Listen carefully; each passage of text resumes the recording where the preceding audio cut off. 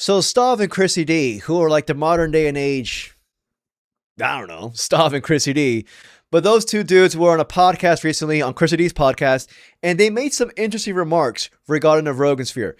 Quick context, Stavros, this is a guy who's actually made some critiques over the years about the Rogan sphere.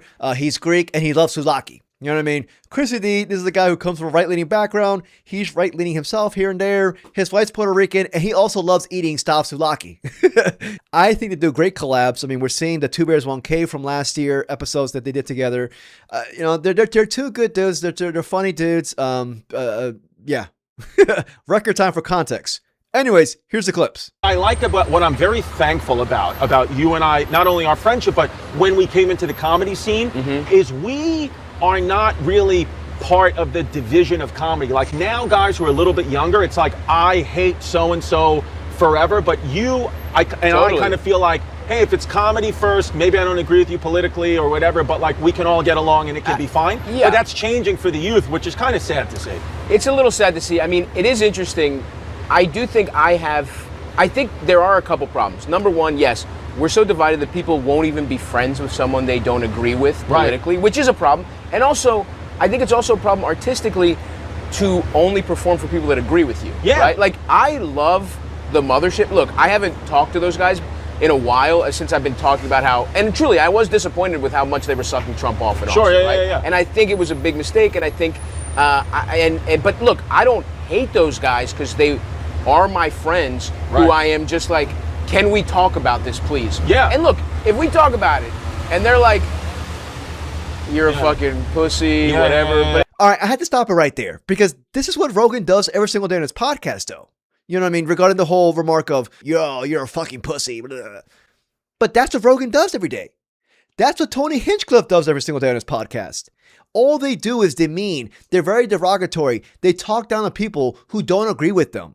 And if they do that in public, Lord knows what these buffoons actually say in private. All in all, I do agree with Stav. Like, we are so divided. In my opinion, I think we're being manipulated and herded into constant culture war.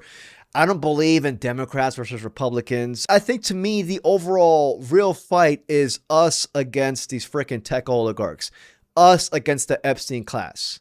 That's the real fight. That's the real war that we should be paying attention to. But anyways, I'll just state the obvious. I don't want to friggin' pontificate like I'm a philosopher or some shit. Stav in that clip stated that he loves the Mothership, but also he hasn't talked to them in a while. He didn't state specific names, but I mean, the last time he was on Joe Rogan, it was on June of 2024.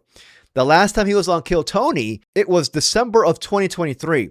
So pretty much since the Trump admin, Stav has been MIA when it comes to the Rogan sphere and the overall Austin comedy scene. I mean, to Stav's credit, and one of the main reasons why I respect him, he has been vocal about his disagreements regarding the Rogan sphere. He famously coined that whole Austin trans brain, which I love. And again, I agree and respect Stav. He's actually, pound for pound, my favorite comic. And speaking of pounds, actually, Stav looks like he's lost some weight, dude. Shout out to Stav, man. Don't go Tom Segura on us now. Yeah, but still. But the vibes that I get, and regarding these next clips that I'm going to show you as well, I get that Stav doesn't want to burn any bridges, and I feel for him. He's in a weird spot right now because whether he likes it or not, or whether you and I like it or not, Rogan, as of right now, still has a lot of influence and power in the comedy scene. Put yourself in Stav's shoes. If you're a comic and you're trying to get a show in Texas, you have to go through Joe Rogan. Joe Rogan can easily make a call and say, hey, don't employ this comic. Don't hire this comic this night or for this theater or for this club. Rogan can make your life a living hell if you're a comic. Imagine this is Rogan. He's very vindictive, so he would do that. So in these next clips that I'm going to show you as well, regarding this first clip, even though I do agree with Stav regarding the whole divisiveness in this country and how we're not actually exerting our energy where we should be, you will see Stav outright critique, and I do agree with his critiques and remarks in these next clips, but in my opinion, he will be trying to do so without burning any bridges. Anyways, y'all let me know what y'all think. If you enjoyed this video, please like and subscribe. I truly appreciate it. So here's the next clip. like, look, I'm not saying it is impossible for the bonds of community to break down if half your community insists on supporting fascism, right? I mean, ICE is literally disappearing people, and, Yeah. and Trump is a pedophile, right? Right. Allegedly, whatever. Listen to him talk about his own kid, and listen to him talk about how, why did he have a beauty pageant, and why is he bursting into fucking 19-year-olds' dressing rooms, whatever. It's fine. We don't have to for get the into economy. it. It's for the economy, right? Back then, of course. But I do think that you should not seal yourself off from the opportunity to interact with people who you don't agree with. But here's my thing. I know we're divided, but I draw a line with who I will align myself with to fight this battle. If you're supporting a regime that is outright harming you or your family, if you have family members who are trans, who are of the part of the queer community, or if you have family members who are immigrants, you are supporting indirectly the harm of my family, or possibly the end of my family. You're supporting my family's downfall, and you're giving more power to those who cause harm to them. Morally speaking as well, if morally speaking or politically speaking, you stand against this, then yeah, a conversation will be made as well. Like Trump has made life a living hell for the LGBTQ community. We've seen gender-affirming care bans. A lot of this is being aimed at limiting federal funding for gender-affirming medical treatments, related scientific studies, and also for immigration. I mean, this one came out a couple days ago, but it says here that Trump's administration green card memo may force immigrants who are already in the United States to return to their home countries to apply for permanent residency, potentially separating them from their families and jobs for long periods, which I think is complete and utter bullshit. But that's going to be a long battle here to actually make this come to reality. And also regarding immigration, I work in immigration. We've seen all the ICE detainees. We've seen all the ICE shootings. We've also seen, like for those who don't know, Trump and Stephen Miller are out here implementing new USCIS policies, memorandums that makes it much harder for somebody to apply for immigration relief. Trump with the big beautiful bill has raised all these USCIS fees, these court fees. Everything's become much more expensive. And I just can't see how, if my wife or my partner, or if I myself am an immigrant and my best friend is out here wearing a fuck shit MAGA hat and supporting this fascist regime, meanwhile, I have to pay $7,000 in attorney fees. I'm scared to go outside my house. I'm also, living in sheer anxiety. I can't freaking sleep. I have to show up to these freaking ICE appointments on a monthly basis. I'm being, discriminated, all this stuff. And my best friend is out here supporting that to even enhance it to a further degree. There is a disconnect there, and I just can't align myself with you. Now, I'm not saying you got to expel someone or ridicule someone, condemn someone out in public. No. You can do this in a respectful manner that doesn't hurt any feelings or gets any unnecessary attention on it. You can respectfully distance yourself from someone who is outright supporting a regime that is harming you or your loved ones. You don't have to send them a text and say, hey, fuck you, you know what I mean? I don't like you. I don't like what you stand for, da. You can just respectfully go MIA. And if they want to have a conversation about it, have a quick and simple conversation about it. And I'm not saying that I'm smarter than anyone. I don't really demean anyone, for the most part. I do shit on Rogan stands and Elon Musk stands, though.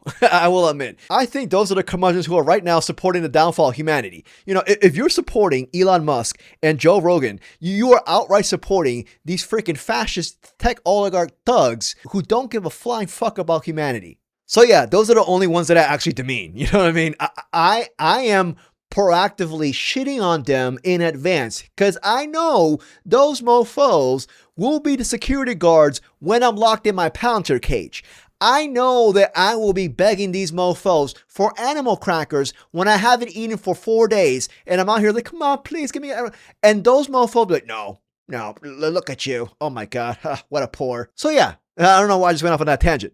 Also, another argument is, this also correlates with that person, your friend's self-awareness. If somebody doesn't have the capability to look at themselves in the mirror and be honest with themselves, that also leaks onto their actual personality. I mean, odds are this person is also dishonest, stubborn, not trustworthy. Like, do you really want to align yourself with this type of person? A person who is incapable of self-reflecting? Like, I have some friends who voted for Trump and they're very now remorseful. They're very just, they feel played. And I don't bash them for it. You know, I do call him a bit of a donut, but I don't bash them for it. You know, they have the capability to reflect and be self-aware.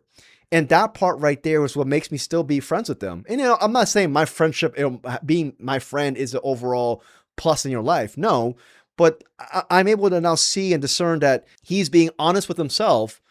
And odds are, if he's being honest with himself, he will do it and reciprocate it in our friendship. And obviously myself to him as well. I love the mothership because I went down there and when I was working on my last special, live, I did it in Austin. Right. So to run a couple jokes, Yeah. I went to the mothership beforehand, and I had a lot of shit where I was shitting on Elon Musk. And if you do that here, you don't even have to have a joke. Yeah. Everyone will clap. fucking applaud, Yeah, right? yeah. But you did that. I did it there. They were mad. Half the people were pissed that I was fucking attacking their boy.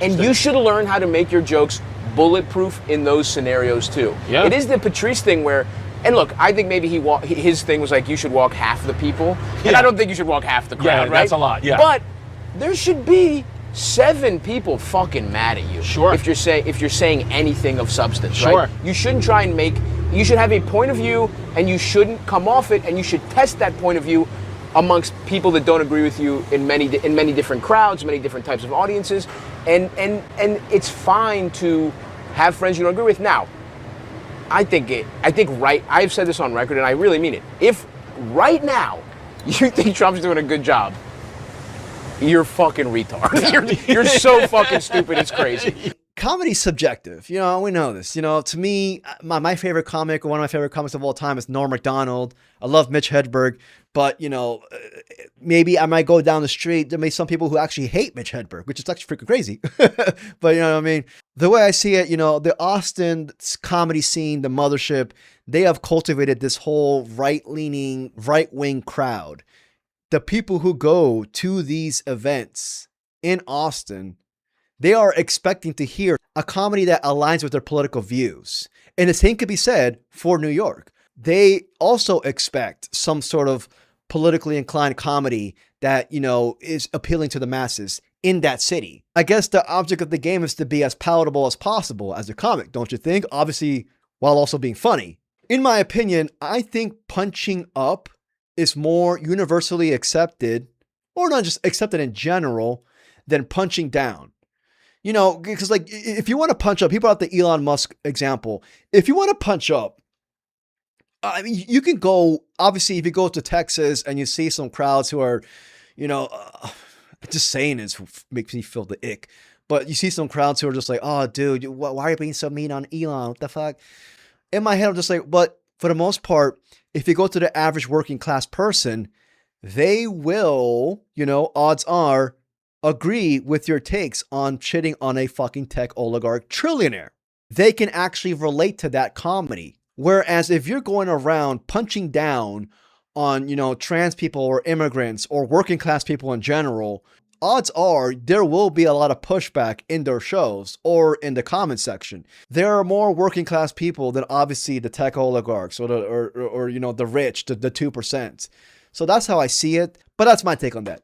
Anyways, y'all let me know what y'all think. If you enjoyed this video, please like and subscribe. I truly appreciate it. Till next video. Peace, y'all.